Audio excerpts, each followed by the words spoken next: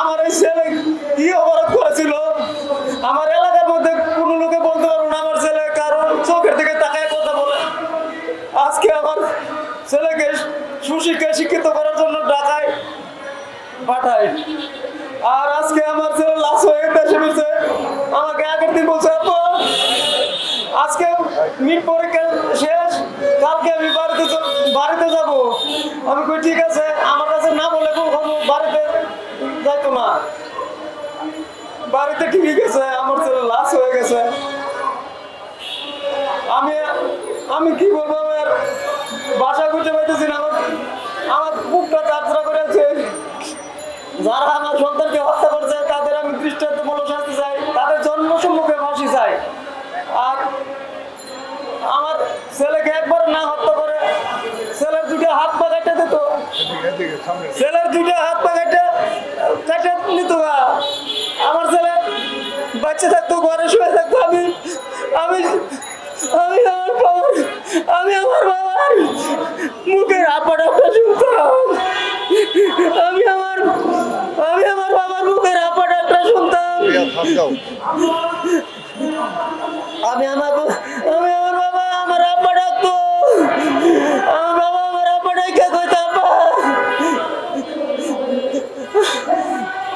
আমার বাবাকে বাঁচায় রাখতো, আমার বাবাকে এমনভাবে কিভাবে হত্যা করলো আমি তো মনে করছি যারা হত্যা করছে তারা তো আমার ছেলের মুখের দিকে তাকাইলে এমন কারো একটু দয়া মায়া হইল না যে এই ছেলেটাকে আমরা কেমন করে হত্যা করি।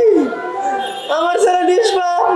আল্লাহ ও আল্লাহ, তুমি আমার ছেলেকে যারা হত্যা করছে আল্লাহ গো তাদেরকে তুমি বিচার করো। আল্লাহ তোমার কাছে আমি বিচার দিলাম, আল্লাহ তোমার কাছে আমি বিচার দিলাম।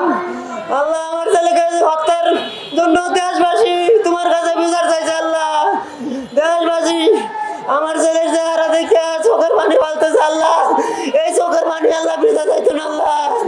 আল্লাহ তুমি আমার ছেলের হত্যাকারীকে আল্লাহ তুমি বিচার করো। আল্লাহ তোমার হাতে আমি দিলাম, তুমি বিচার করো। আল্লাহ আল্লাহ আমি দেশের প্রধান উপদেষ্টা ডক্টর ইউসুফ স্যারকে বলছি আপনি আর সুষ্ঠু বিচার করে নেন, আপনি সুষ্ঠু বিচার করে দেখান।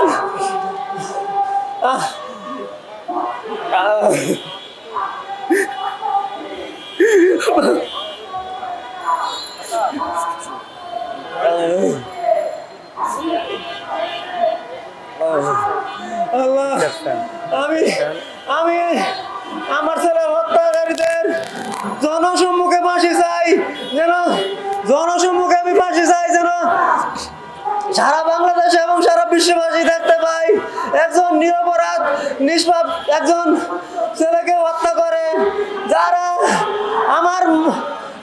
আমাদের বুক খালি করেছে, তাদের সন্তানকে হত্যা করার পরে তাদের মা বাবা বুঝতে পারো একজন সন্তান হারা মা বাবার বুকে কত কষ্ট। আমার ওয়াইফ দেশে বর্তমানে প্রায় পাগল, 95% পাগল হয়ে গেছে। আমি জানি না ওরা কতদিন আর বেঁচে থাকবে। একটা মাত্র আমার ছেলে ছিল, অনেক বড় আশা করে, অনেক বড় আশা ছিল। আমি ফাঁসি চাই।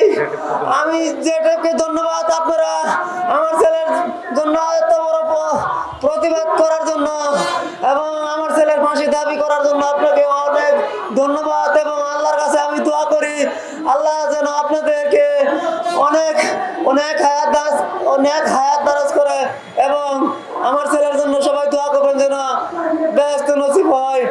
এবং সর্বশেষ আমি বলি যারা প্রকৃত অপরাধী তাদের দৃষ্টান্তমূলক শাস্তি ফাঁসি হয় এবং জনসম্মুখে ফাঁসি হয়। আমি অপরাধীদের ফাঁসি কামনা করে, এবং যারা গ্রেপ্তারের বাকি আছে তাদেরকে অতি দ্রুত গ্রেপ্তার করে দ্রুত ট্রাইব্যুনালের মাধ্যমে দ্রুততার সাথে বিচার দাবি জানাচ্ছি। আমি আর বেশি কিছু বলতে পারছি না, আমার মুখের ভাষা নাই, আমার চোখে পানি শুকায় গেছে, আমি কি বলবো, আমার বুক ঝাঁঝরা হয়ে গেছে, আমি কিছু কথা বলতে পারতেছি না, আমি কি বলি না বলি আমি কিছুই আমি নিজে বুঝতে পারি না।